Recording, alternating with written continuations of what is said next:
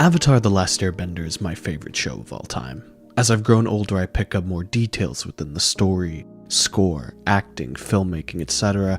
that makes Avatar the masterpiece it is. And it's been a real treat this year to see millions experience this story for the first time because both Avatar and Korra are on Netflix.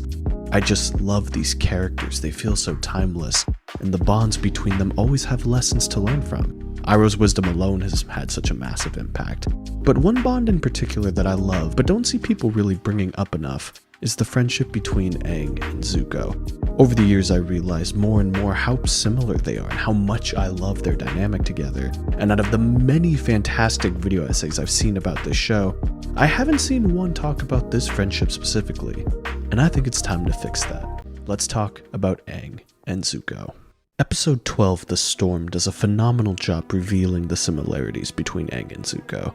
This episode goes over both of their backstories, how they both became who they are. We see how Zuko was banished as well as how Aang ended up frozen in an iceberg, and it's heartbreaking for the two of them. Zuko was punished simply for doing what he felt was right as a leader. He stood up and spoke against the highest leaders in the Fire Nation military so that their soldiers wouldn't be marching into a suicide mission, even accepting an Agni Kai to defend his response. And when he realized that he had to face his own father because of these actions, he refused to retaliate, resulting in a scar, banishment, and disgrace.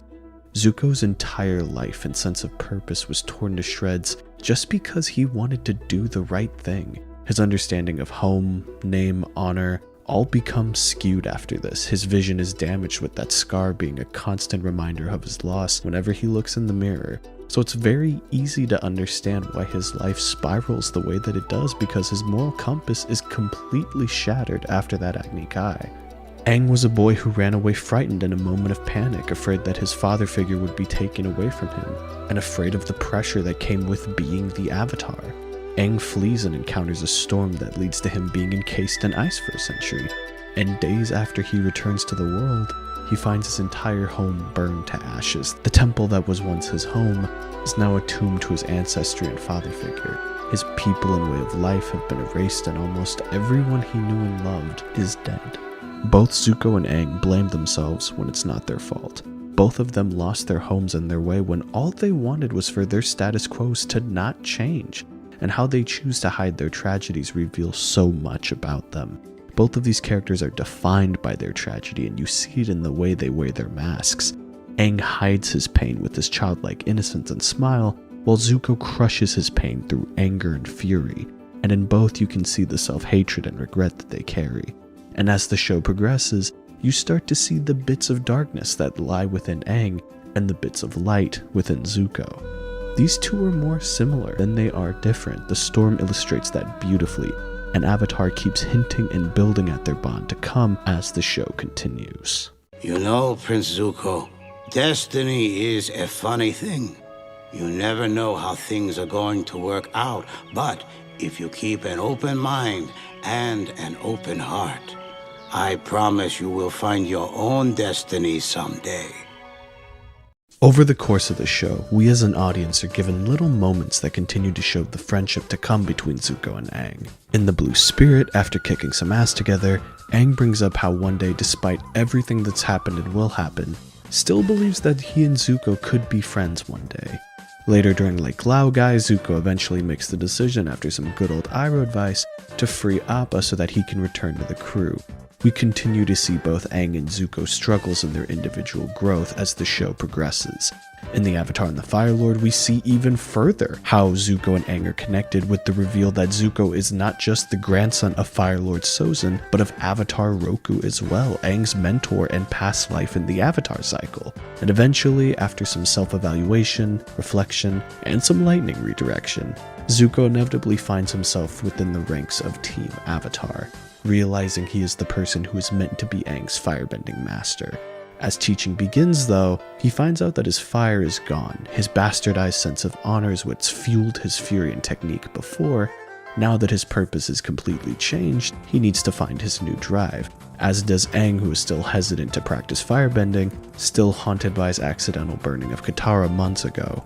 So they both go on an expedition together to the ancient temple of the Sun Warriors to see if they can learn from the past.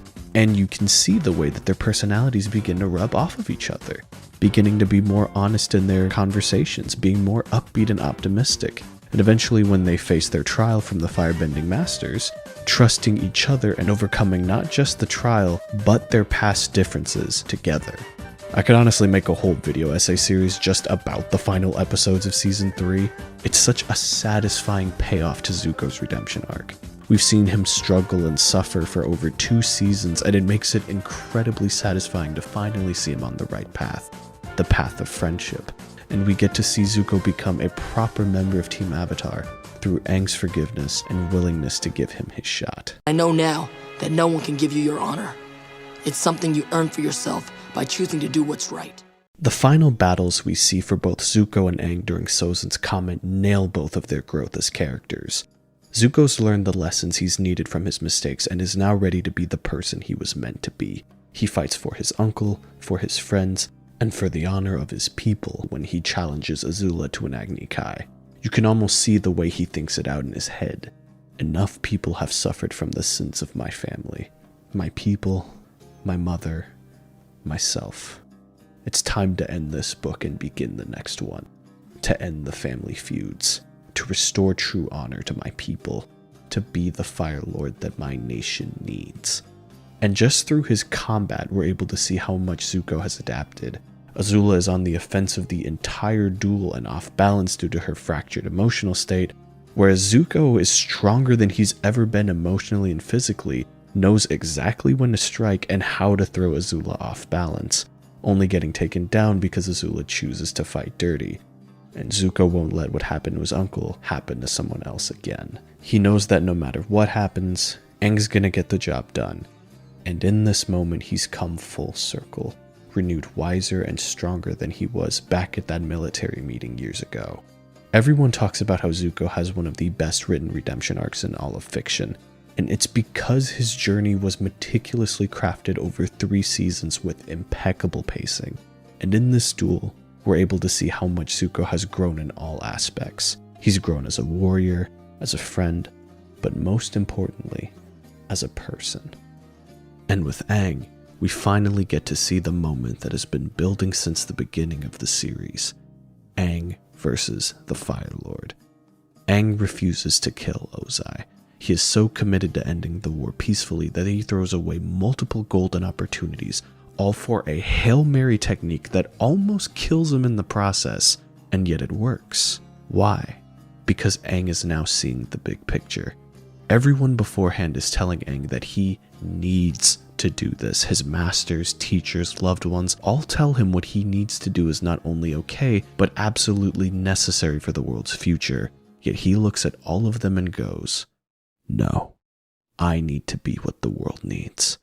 How can I ask everyone else for peace if I end a war with murder?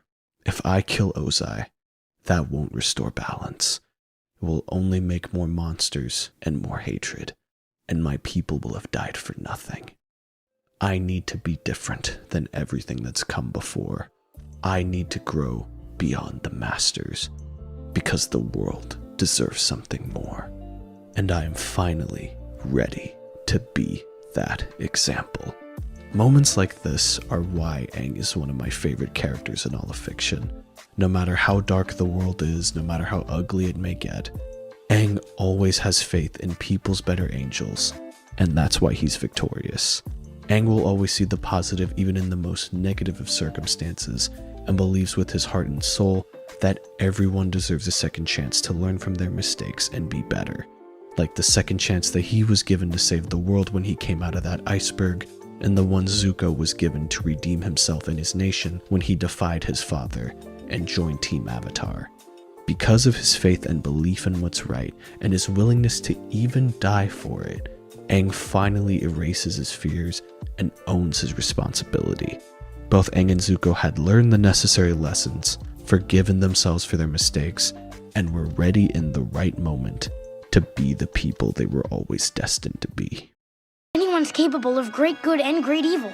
Everyone, even the Fire Lord and the Fire Nation, have to be treated like they're worth giving a chance. Aang and Zuko are reflections of each other, 2 sides of a century-long war, the physical manifestations of the world's unbalance. Both lived haunted by their past sins to the point that their lives seemed driven by their mistakes. But through friends, family, love, and more, they both became better people and gave the best of themselves to benefit the world. You can't change your past, but you can always learn from your failures, evolve with them, and go forward renewed and prepared for the challenges ahead. The people you need are closer than you think. Use your mistakes as tools to redefine you, and seek the right friends in your life to help you rise above.